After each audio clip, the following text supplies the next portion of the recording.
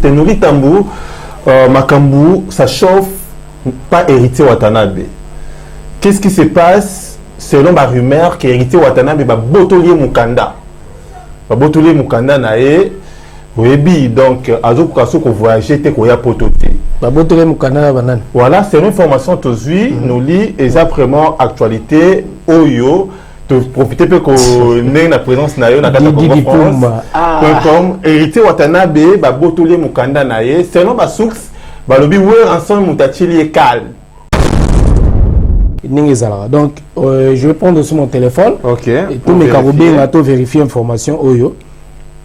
To benga pe bato oyo baza ba proche ya ba artiste. Ya artiste ya héritier Watanabe. Voilà, bien évidemment. To me campé ko yeba voilà dans benga Rodé Kantouf et puis tozwa donc ça donc là to vérifier information moi parce que to ka na ba batakin ba bengi tellement trop et puis moi ba kamoré tamboli moi 2 jours OK héritier ba botolier Mukanda héritier ba boyi a voyager na aéroport Yanjil yo zana héritier tout le temps donc bino za bateau boza information ya pure quoi pour informer ou bien ça la bateau ba Hollande biso et belé les Camerounais ils ont déni surtout un membre héritier zolega déjà dans les tous na poto biso tout dans la Mikanda na poto je crois que pour bozo la moto Mukanda ba bozo la moto Mukanda na poto te bozo la moto Mukanda na kinte Congo France bisona bango bangona biso bisona bango ekara molai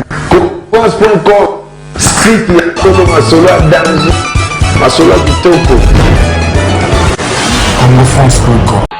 L'église catholique organise une veillée de délivrance et miracle tic-tac. Thème sur toi, la gloire apparaît.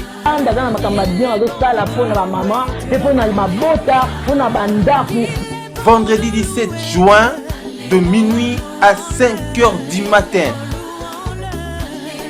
Et dimanche 19 juin 2016 de 10h à 14h avec les 2 hommes de Dieu. Venez nombreux, venez nombreux. Le docteur Martin Essomba du Cameroun et l'apôtre Francisco Nathan Sikotak. Venez nombreux, bien-aimés dans le Seigneur. Vous qui avez des problèmes, cet homme de Dieu va prier pour vous. Donc il y aura des délivrances, il y aura des miracles Sikotak. Si ton Dieu est mort, essaye les miens. Une seule adresse, 56 avenue Président Wilson, 93 210, la plaine à Saint-Denis. Bus 153, direction Porte de Charpennes. Pour tout contact, veuillez nous contacter au numéro 06 59 93 62 94. Que Dieu vous bénisse au nom de Jésus.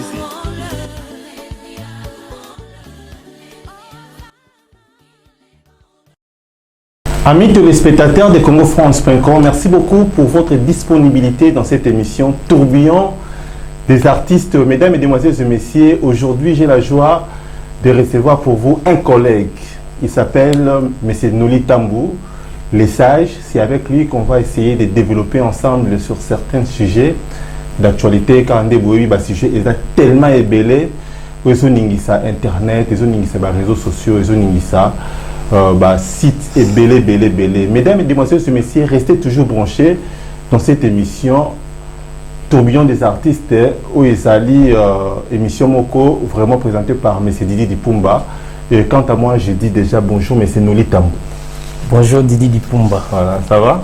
Ouais, ça va. Hein? Là, dans la Congo France, vraiment à l'aise, quoi. Voilà. Parce qu'ici, je me sens vraiment chez moi. Voilà, tu te sens vraiment chez toi. Voilà. C'est déjà 3 ou 4e fois. Exactement. Vous avez toujours na kata CongoFrance.com. Déjà, boni déplacement na yo et ça pour l'intérêt.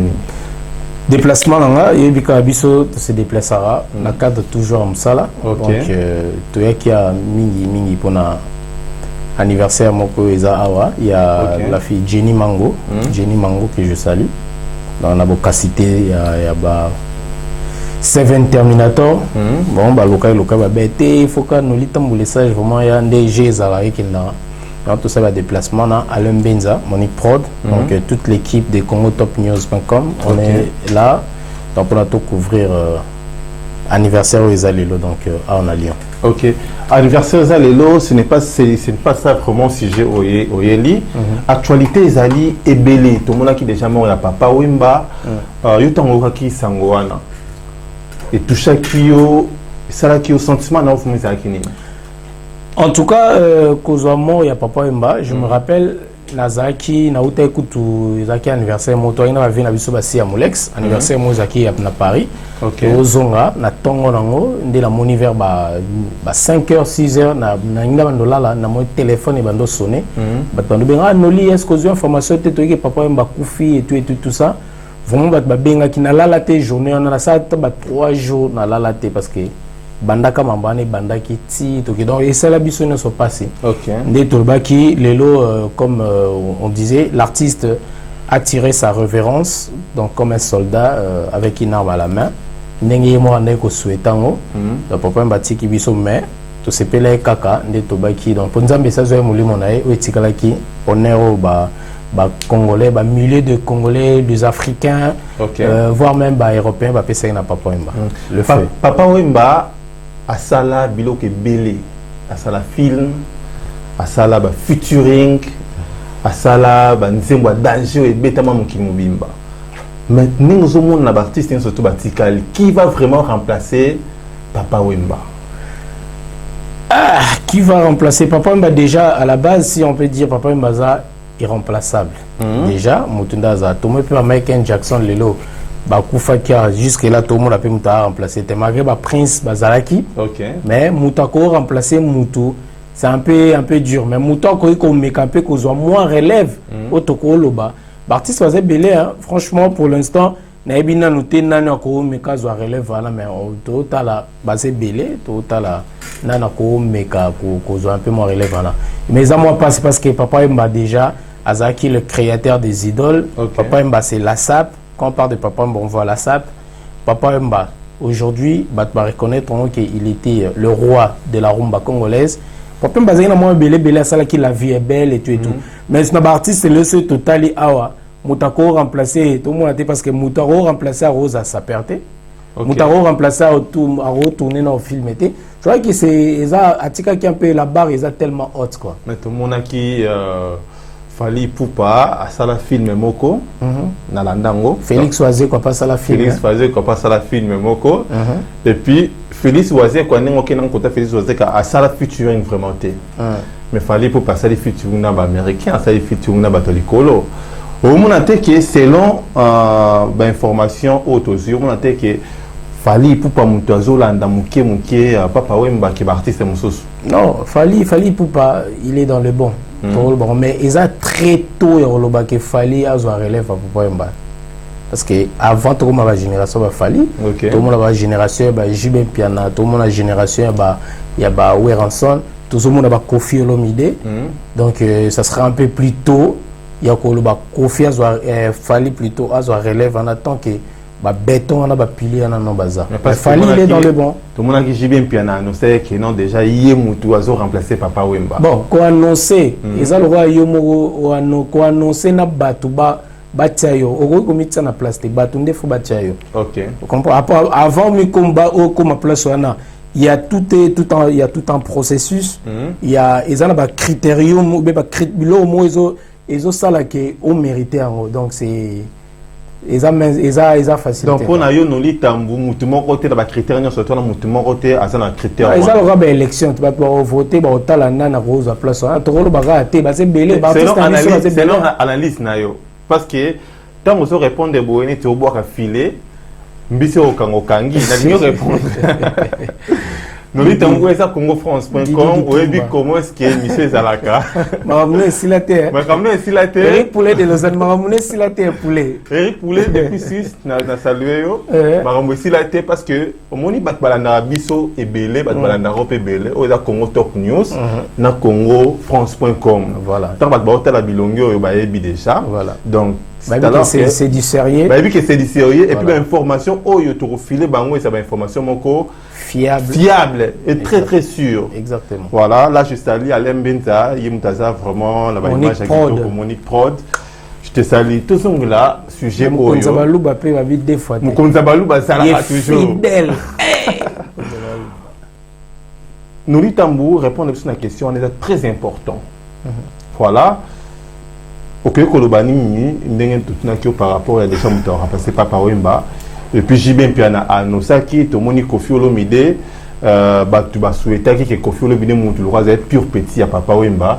Il m'a rejoint Reléwana. Mais tant que professionnel du métier, au moins on a rejoint Reléwana, sans polémique. Sans polémique, sans complaisance au kin aussi, ça je peux dire. Ok. Parce que tout le monde, on a lobby, na nengue, il y a tactique de jeu, na nengue il y a ancienneté, na nengue il y a respect, na nengue makambe belé, tout le bango, nabi kena batu bagoz en commun accord nanga, sans complaisance au kin aujourd'hui. Ok. Après papa m'a tout le baké, Kofi Olomide, il le mérite, selon l'analyse nanga. Selon l'analyse, Kofi Olomide a Koki ko remplacer Papa Wemba. Ko remplacer c'est trop dur, on a répété encore ba monanga, na vraiment senti mon abi que Papa Wemba a Kofi plutôt a Koki kozwa relève wana, il y a kilo, il y a musique na biso mutako représenter la République démocratique du Congo na Libanda na ba place na sur la scène internationale to ba keza Kofi Olomide parce que nabi na respect na kimkola mbelo approva. Et pourquoi pas Weranson, pourquoi pas Jibin Piana? Pourquoi pas Weranson, pourquoi pas Jibin Piana? Bah déjà avant de vif, avant de toko tanina biso na ba ki on kena ba batubaza ebele. Nos artistes ba sala misala ya kitoko.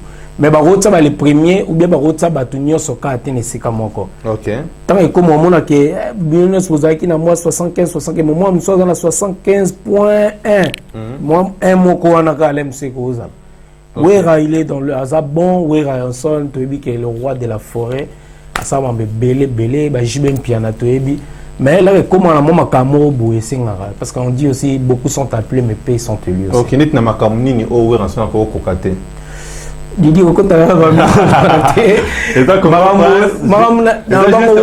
Ranson habite à stade de France ou Ranson à pouvoir belé ba stade de Martyr to sali maman belé à sala yango OK Kofi Olomide pe à sala maman belé ba JB to banité ngana lobby na bi ke na bato bazolandanga na ndenge ya critère makambo na ndenge makambe belé to ba ke Kofi à cause de la moi écart wana à cause les camois baninga na moi quelques points pour na mériter place wana c'est l'analyse à nous sans complaisance aucune pour te dire que biso à Congo tozara na c'est justifié déjà biso à Congo tozara c'est mutalobi on a boena non OK lelo to moni pe absence ya Kourou ya Kande Boyebi no lobi Kofi Olomide vraiment même moi j'appuie parce qu'il y a une qualité à monsieur Kofi Olomide selon moi selon Congo France, mais selon moi.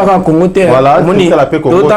Mais total Libanda, le monde extérieur. Mais lelo, Kofi Olomide a mal vu la famille à Papa Wemba. Selon l'analyse, qu'est-ce qui se passe? Famille à Papa Wemba, c'est que la confinement. Ceux qui ont la famille à Papa Wemba, tout le monde a déjà place Papa Wemba. Donc ça veut dire que famille à Amazon pour ne pas manger les monts. Non, mais. Bon.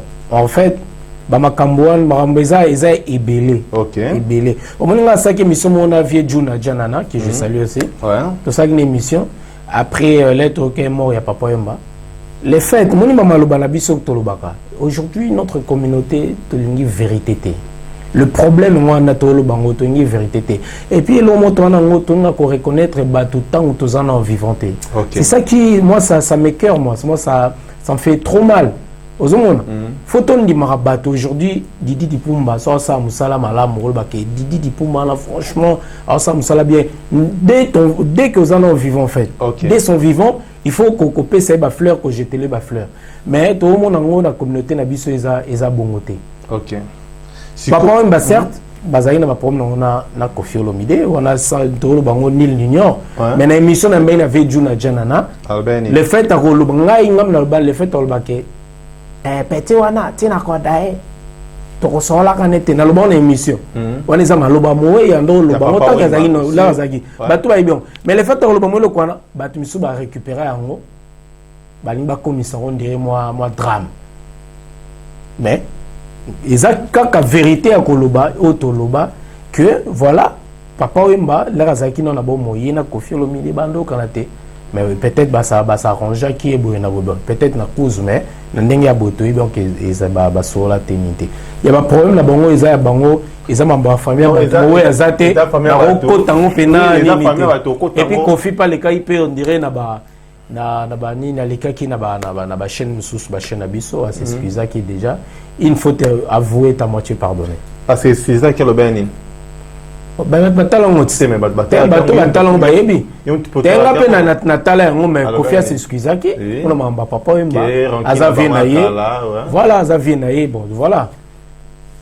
dommage car s'excuser mutadaye OK mais ba soupçon sont toujours que circuler mais to sala wana te il fallait qu'il négotika fleur na tombe ya papa Wemba selon yo to mona ki courrier ya métropole ou à zone c'est là qui maman Amazon comme quoi maman Amazon en a droit à ko pekisa artiste monene Koffi Olomide à qui est sur place ko déposer fleurs c'est alors que Koffi Olomide peut a répliquer qui na émission oyo ya Frank Stema il va être comme ça na porte-parole ya Koffi Olomide comme quoi maman Amazon azana puissance wana te au téléméla même justice fait comment dirais-je courrier wana et le qui il faut que la justice monter petit ça à trancher mais il y a tout la situation surtout wana est-ce que la veuve Amazon a droit à couper ça n'importe qui à qui ne rota là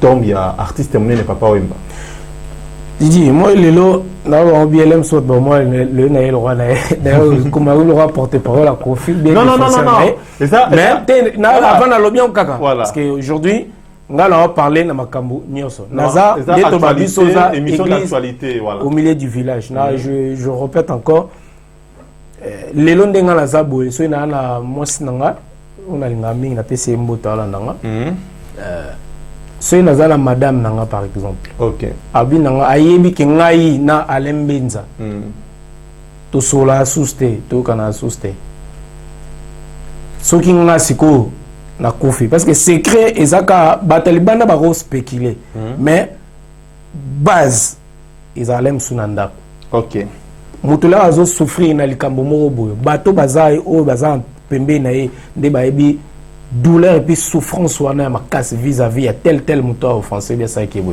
OK par là il y a côté na ba karonki na bango te na répéter encore une fois na biké le fait à le bon te bi te passionné ni la veuve azalango par rapport à makambo oyo le défunt a ebisaki mais to lo bango kaka na ninga sagesse que to ba kolimbisa OK kolimbisa ya malamu to ba kolimbisa to mona ki on ezo kendeke boye na boye bon après tout eza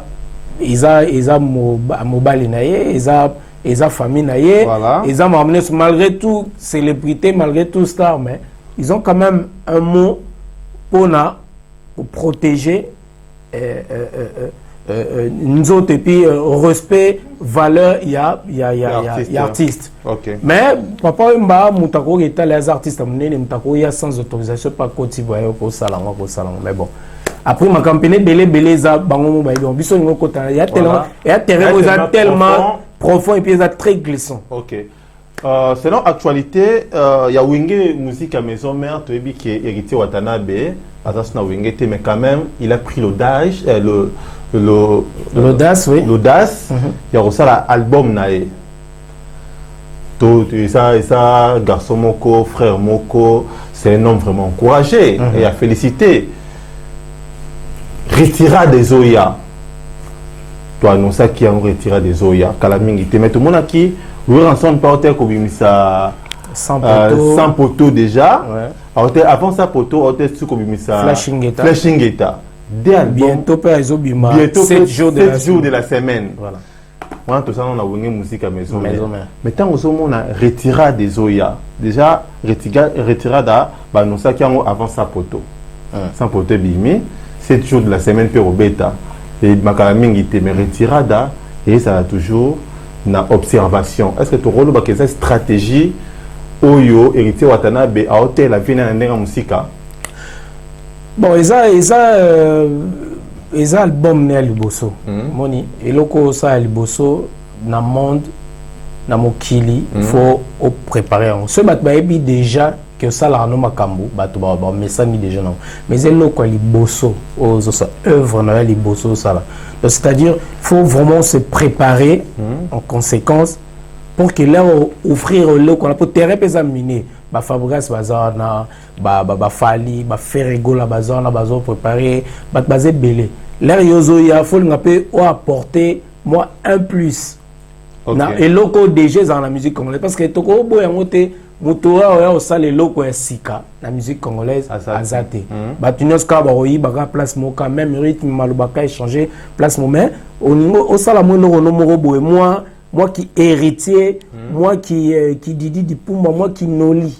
Il faut les aller. On aime ça là que on met un peu qu'on fidéliser bateau à yo. C'est-à-dire, il a plein de droits à cause tant on a pour à offrir biselo koya. Mbagomba on te melo bien. Mais flashing était au bima, sans poteau et bima, 7 jours de la semaine en bimi te mais.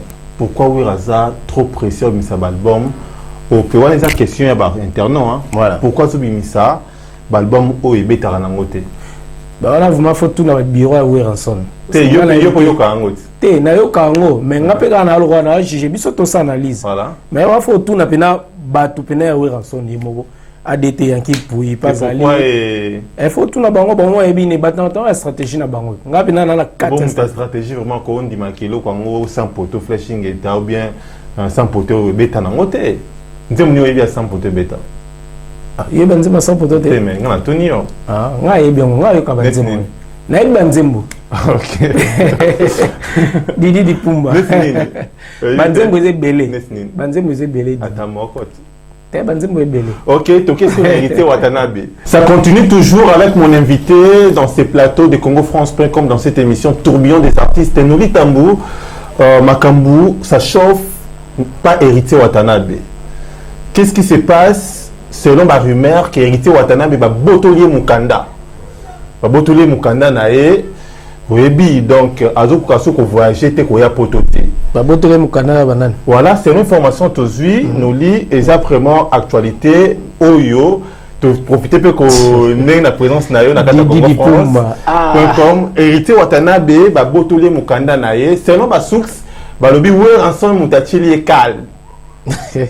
Babi wenge musika maison mère au héritier à Outa bangone bacheli calme héritier Watanabe c'est vrai ndetozoyoka attention mesdames et messieurs ce message je confirme pas mais je vous dis ce qui est pas réel mais ce qui est à vérifier voilà héritier Watanabe botolier mukanda selon ba rumeur et puis wenge musique à maison mère mutu ezo continuer côté la héritier Watanabe calme.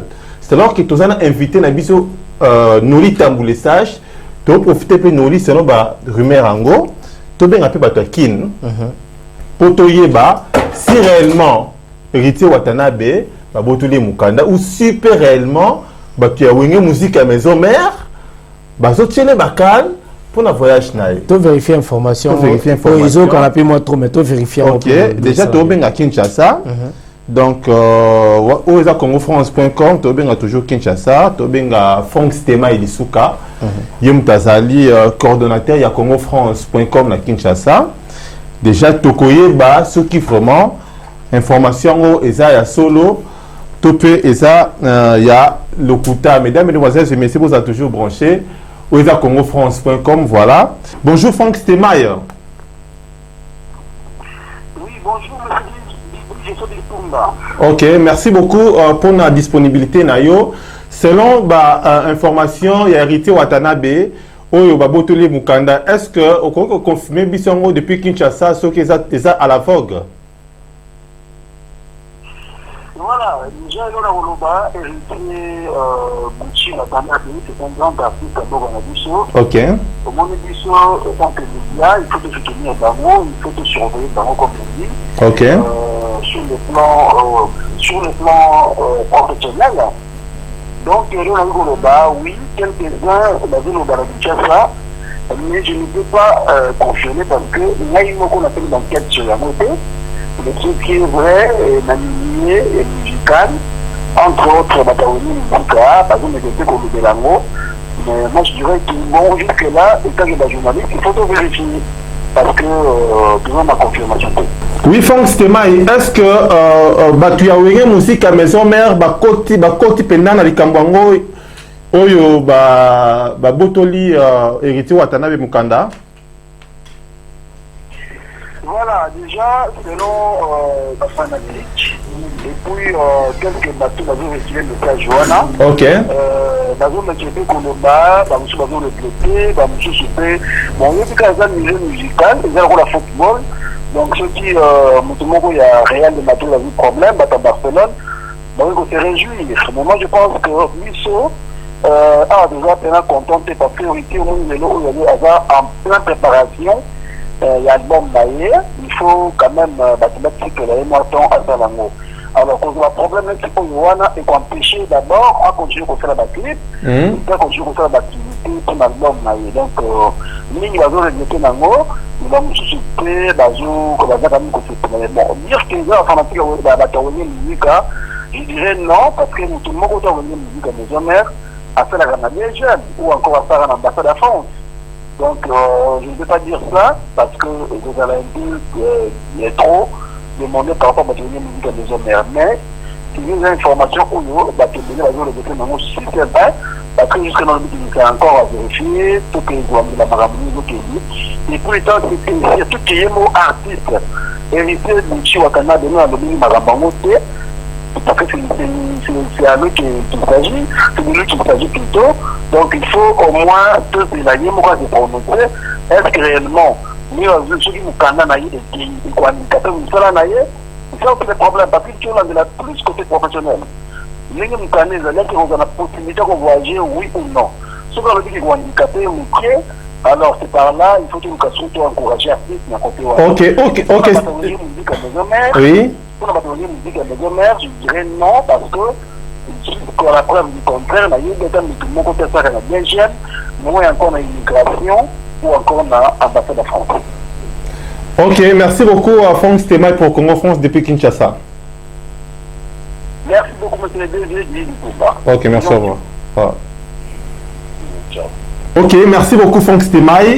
Mesdames et demoiselles et messieurs, bonjour Landabino Franck Stemai commence à répondre à ma question d'actualité Oyo sur héritier Watanabe, Botolé Mukanda Nae. Est-ce que les battu Wingé musique à maison mère, ça la Jewana to eza vraiment réalité il y a Oyo héritier Watanabe Azui. Tout ça on continue toujours avec Noli Tamboulé Sage par rapport à l'information Oyo. Franck Stemai à répondre. Déjà, nous dit Tambou, ok, qu'on réagit en est. D'accord, donc il y a nombreux téléspectateurs d'Abisso, na Congo France, oui, bien sûr. Vous informer, c'est notre souci majeur. Okay. Donc voilà, Neto Bakabisso, tout ça l'analyse. Et puis, tu as espéré dans Makambo, et puis tout ça, blabla, tu peux commenter que Didi Pumba Lobaki, Nona Lobaki. Le cola, Tozui Kinshasa, moi je préfère aussi. Tout mes capés au bien bateau pe baza ba proche à héritier. OK. Tout il y a héritier plutôt.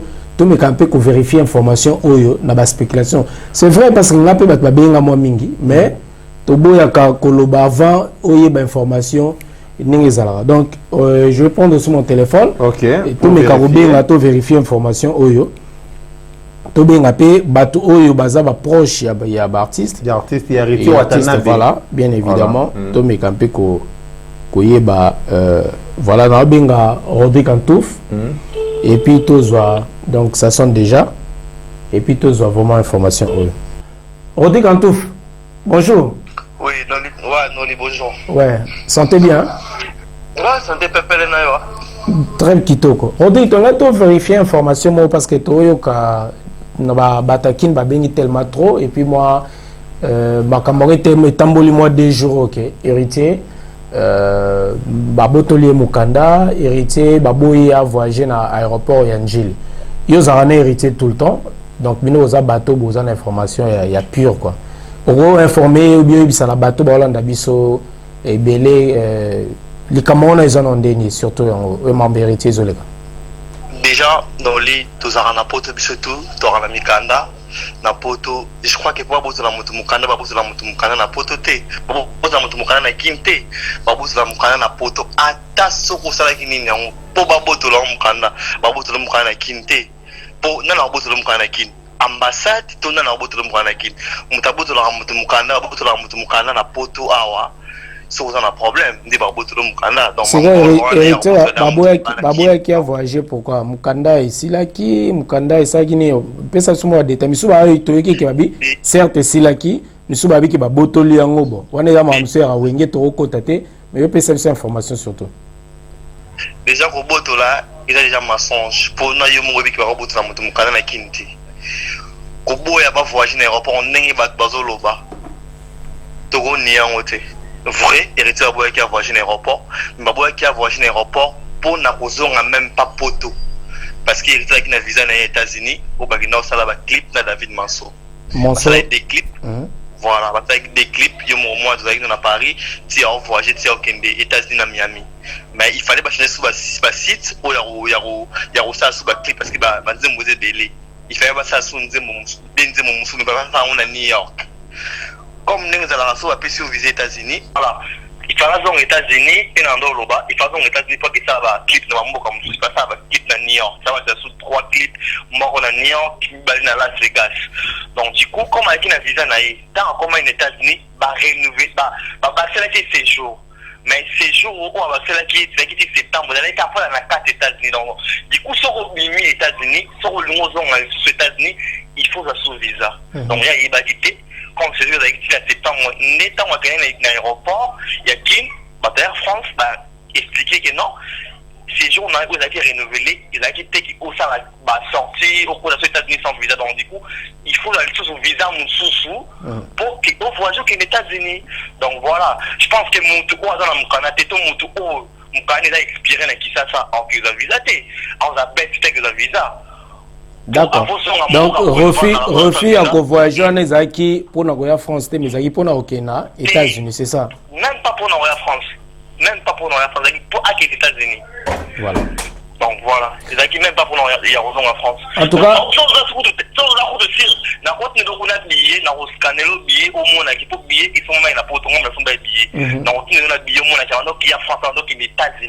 on a entendu le billet au Tchang Open site pour comprendre que mon ballon est un solo. Et puis, nous avons vérité, nous avons décidé de la Turquie, nous avons route Robert de solo.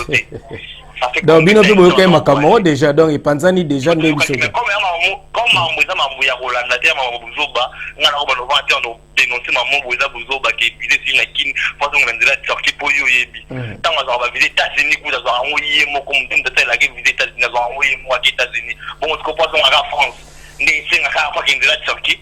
Donc, on a le moto, la narrative, tout ça, on a poteau, on a pris ça dans 10 jours, 5 jours, au moins on a hérité. D'accord. Merci beaucoup, Rodrigue Antouf.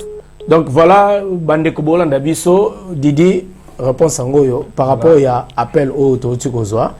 Bono Morobo jugé, pour ceux qui biso to lobby, l'aime so to lobaga. Mais, bato à 4 bango ba pèse information. Ouais, voilà, mesdames, mesdemoiselles et messieurs, Totolanda, réponse ou réaction paye à Batu à Kinshasa, Franck Stema et Disuka. Et puis Tolandi, proche, héritier Watanabe, Oyo à répondre vraiment nous litamou na téléphone dans des cas boyoki ensemble nous litamou on continue dans la moni masolo nécessité on va continuer toujours on continue y mo ngabinga mais déjà te comprendre l'essentiel comprendre déjà oh Rodrigue Antou falobi na biso OK nous litamou les sages toyoki ba réponse na bango déjà tout analyser est-ce que vraiment oui rançon ou bien ou une musique à maison mais et que côté les la makambo hérité watana et appuyer yango lisusu ne ba botolie mukanda. En tout cas na ndimite ke oui rançon na motema malamu na yo azara nango. OK. Ninga mesana ko to bango ya to avouango ke wera c'est l'un des artistes congolais oyo après ça a chance la jeunesse. Okay. C'est-à-dire oye après si on passe à nord puis au salevé nord. Moi je pense pas. Tout landa écoute inutile encore il y a commenter il y a le choses parce que vérité en qui en tout falobi to bien Kinshasa to vérifier l'information. Donc na ningi to sur la sco poto to sur la poto les ba vient na si amulex aigle noir et les kilo. Alors on a biso aigle noir si amulex na PC il y a une mission aussi qui me regarde. OK. Tu bi la démarche administrative des Arabes. C'est-à-dire à cause d'un contre-temps ou bien les temps où ils ont récépissé naé bah groupe ça y et les temps de la carte naé bah groupe ça y récépissé et quoi accompagner carte naé. OK. Donc et quoi peut quoi arriver n'est na mécanisme là ce qu'on a repensé n'a une autre ça clip naé na temps peut-être n'est rodé autour bah ah il y a kanisa qui les 14 ils allaient qui les 4. Ben oui, on a dit qui n'est rodé quand tu réponds. On est rodé quand tu bah ah ouais. C'est-à-dire à il y a LM sous que récépissé aussi là les 14. Donc on a eu les 4. Bon, à parents français déjà. OK, déjà à parents français. OK. Et ça quand juste il y a collandé la makamsu il y a s'excuser depuis avec carte n'est mis déjà ah ouais. OK. Bon, c'est la préfecture, ambassade qu'on est bien la préfecture. Si c'est ça, bon c'est le cas lettre belo et accompagné parce que ça am kanana à koya pour récupérer carte naï. Donc l'autre colo ba penzo toko ba kisa plus yangwana mais les informations moko bato ba yeba kité to ziango vraiment pe awa merci beaucoup sur le Congo France ba recherche neto to informer neto bika vous informer c'est notre souci majeur. OK. Voilà, merci beaucoup to téléma vraiment dans sujet wanaté mais déjà qui Héritier Watanabe c'est un artiste congolais vraiment basé à soutenir.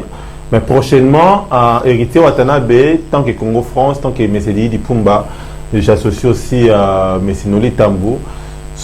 Pour ne pas avoir de surprise à Bongo, il faut renouveler le Konayo, pour que la date bien et bandiquant. Et pour aussi la bien pour ne pas se compliquer dans la vie dans cette merde. Merci beaucoup, Nabino Boatbolandek Bisso, la carte à Congo France, Noli Tambou, Toso qui t'a déjà. Voilà. Vers la fin de cette émission, mais au bois Kailo Komoko, balali. Dans salon lunettes pour la moi. Question on est là aux timide. Balali, est-ce que banani balali? Hein? Banani balali. Parce information biso to PC banani ba mission. Ka bisot. Kasiti. Yangwana yelbani. Biso za ko lamuka. Misusu basé à Rolala peut-être bah aux élèves sous pour t'informer bango. Mais si banane. T'es na pesca na bika batut. Au moins il y a une émission oyo nazonga non, au moins il y a une émission oyo. OK. Oyamba Didi avec beaucoup de respect naebi musala non naebi valeur. OK. Et puis naebi capacité à Congo France. D'être bah toujours nous on travaille. Tout ça la nouvelle jeunesse et puis biso za la bah concurrence ça déloyauté biso. Biso c'est exact concurrence mais loyale. Ou ya salini ya bimisini ou admissible avec congotopnews.com bien évidemment. Dès tous alors ça c'est la famille on la bassé na ye awa nazaka je me sens à l'aise. Na ran émission oyo na tanga kombo ya mutute na lobata kuto ce qui kombo mutumote mais yomo mona bato ba interprétango dès to benga ngona politique to selon ba récupération hein. Ba récupération pour na et fou la bango. Mais système est mikolo laisser les morts enterrer leurs morts. Mais qui sont les morts? Eh bon comprendre quand on a ben mon na baki le vrai resteront. Il y a un développé dans le lobby na idéologie. Oui, au lobby idéologie. Idéologie on copie na loba susu neto ba to vanda na alembenza na tout le alembenza.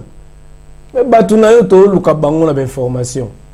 Ah oui, donc bateau appelle ça l'information. Bateau kaka na bika ba natangu ba sita bat na bika batu na ye mo ba lembenza. Na betango po ye ba ba créer ba réalisateur ba nini. Ba créer pe ba tunsu ba ya moi petit mo boya ile mo mawa a aider o ya na tsata mo musala ngome ba ye pe bo mo na ko kapete. Yala bi mais lembenza. Batu no ba ya ga yona to luka bango tala ba fête. Atala mamuta papa mba kufakia. Ba mo na ba information te. Ba lalai.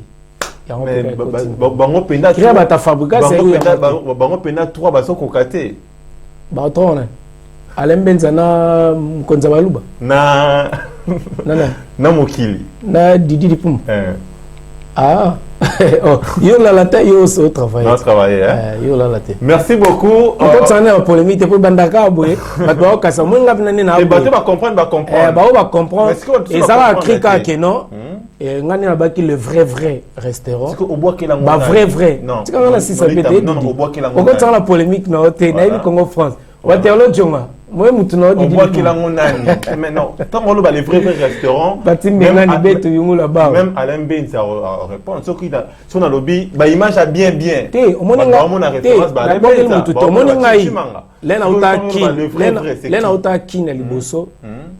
na idéologie morobo lena ke ki na moni réalité na vona bia ko me na poto obo sa ba réalité bele na kenda na zonga mbamo na bwaka sola ba sola sololi to sola yo pour la mona na comprendre ekanga pe ba koma na ngo pe bele ba mo kenango c'est-à-dire to koma pe mo ba tout ce pour lobby pe ba yo ki pe ba interprétant ozomon yango mikolo na ba na bwaka sous le mona bia ba zizi nini sola ba sola yo na dobe telo mobo retirada na remontada batu pe na système ndeza la ka après ce qu'on a molo bana vanda bi batu mo boye na remontada yo mto salango te na ndolo bera maloba te ala ngo portugais na lobaka o ba rozoazi lepe héritier pa longo na beni lepe retirada e makam na ebite so bango ngala lobango batu ba yebe émission ezali na bango to na sema remontada na retirada to lobango na lobaki ba vrai na lobaka par rapport ya mo batu mo mutu mo basalanga mo souci na vie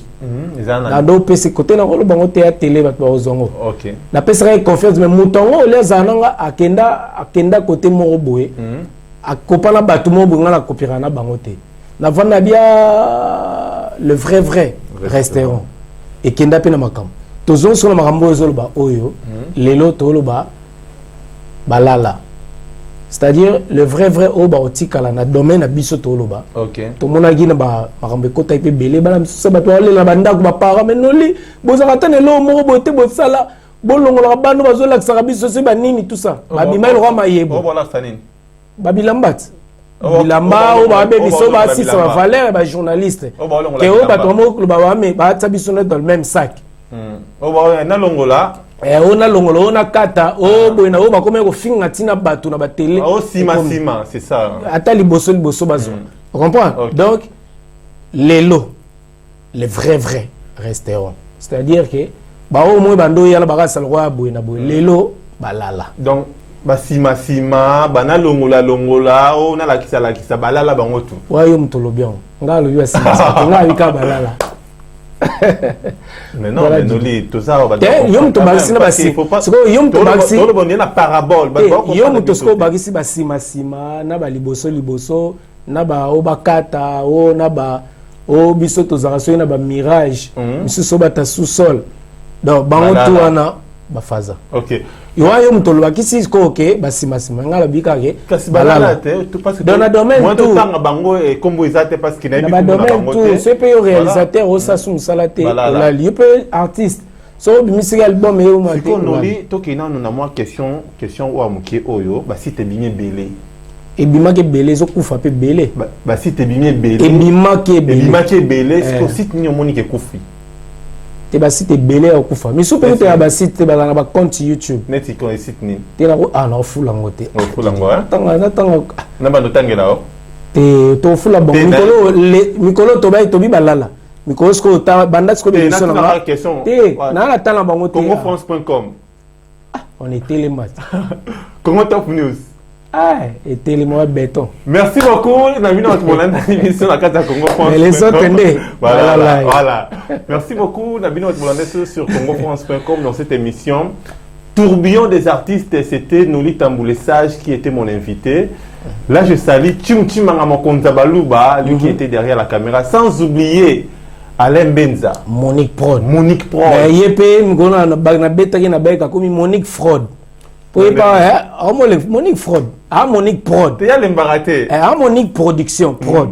Mais na betaki na balin yo mi Monique Fraude yemo ba yebi code. Na batuni balala donc fraude na balala. OK, et sans oublier Diamonda Golding le jackpot première.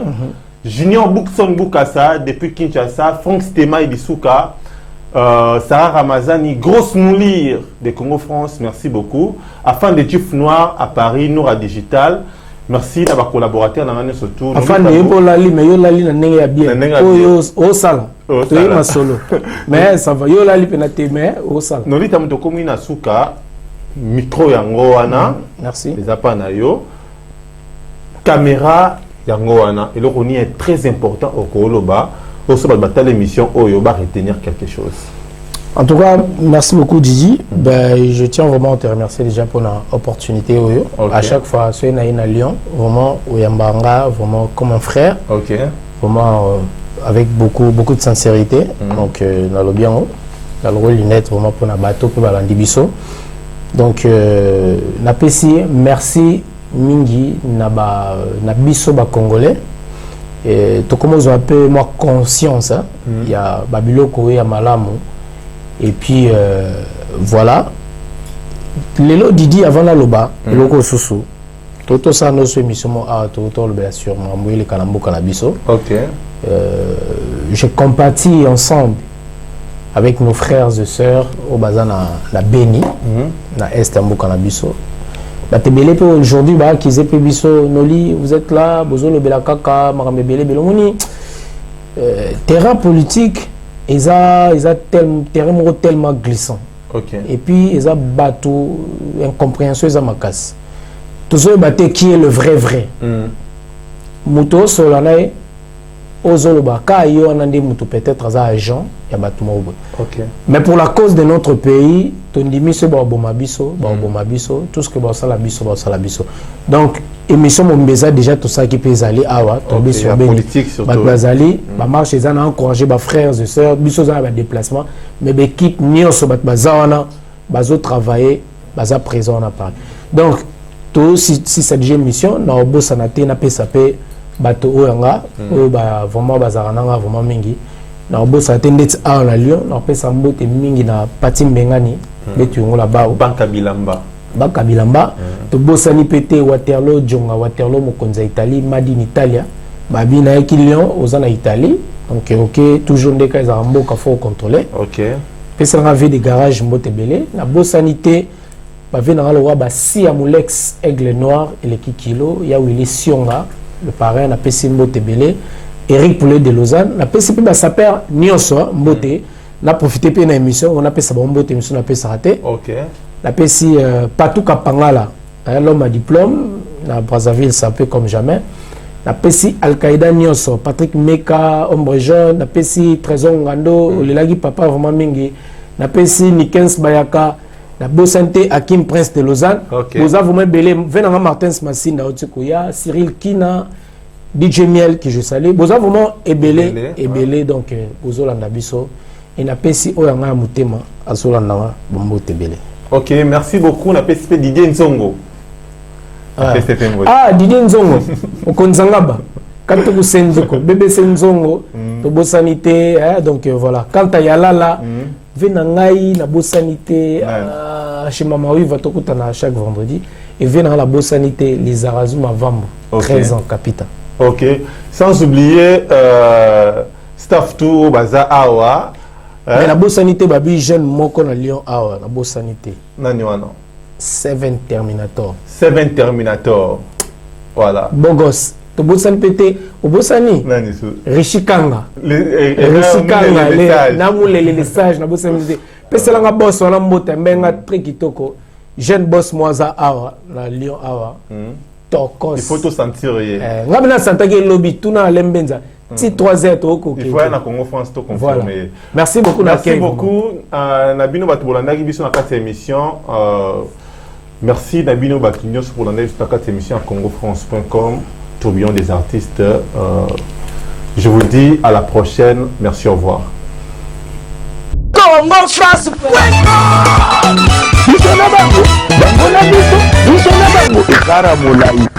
congofrance.com, site ya Kono Masolo danger, Masolo kitoko. congofrance.com